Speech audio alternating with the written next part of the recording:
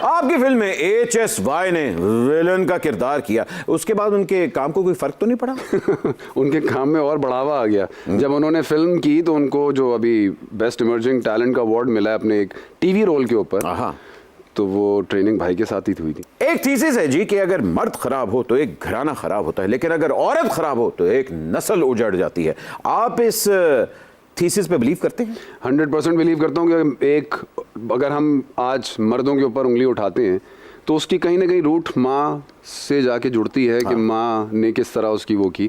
ठीक है, बाप पे भी जाती है बहुत कुछ, लेकिन आई थिंक कि जो जनरेशन को आगे बढ़ाने का जिसकी जिम्मेदारी बेहतर तरीके से है या अवेयरनेस के साथ है, वो एक माँ की तो बहुत ज़्यादा है। बेशक बेशक। मुहिम मिर्जा, आज मुगल शहजादे शेख ही लगे हो।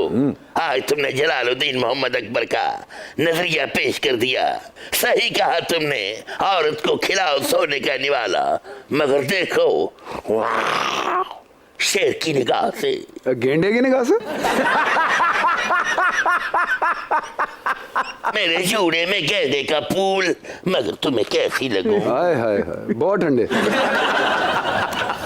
मोहिब, आजकल जिसको देखे OTT की बात कर रहे हैं, OTT प्लेटफॉर्म पाकिस्तान में आहिस्ता आहिस्ता ग्रो तो कर रहा है। आप भी OTT के लिए कुछ कर रहे हैं? जी कर रहे हैं, लेकिन बट साहब मसला ये है कि कंटेंट इतने ज़्यादा क्वांटिटी में प्रोड्यूस करना इज़ अ टास्क। बिल्कुल। और वो भी ओरिजिनल कंटेंट जो ऑलरेडी यूट्यूब पे अवेलेबल है, वो आपके OTT पे कोई देखने क्यों आएगा? बेशक बेशक। और उस पर फिर आप सब्सक्रिप्शन और पैसे भी लगाएंगे। बिल्कुल। तो वो तो होने से रहा। तो जब तक ओरिजिनल कंटेंट वाफिर मिकदार में एक सिंगल प्लेटफॉर्म पे नहीं होगा, यानी कि एक आपने बनाया एक मैंने बनाया, तो जो भट्ट साहब का ओरिजिनल कंटेंट है वो इस वाले से मुख्तलिफ होना चाहिए। बिल्कुल। ये नहीं हो सकता कि नॉन एक्सक्लूसिव हम दोनों लगा दें, वो बात नहीं बनेगी।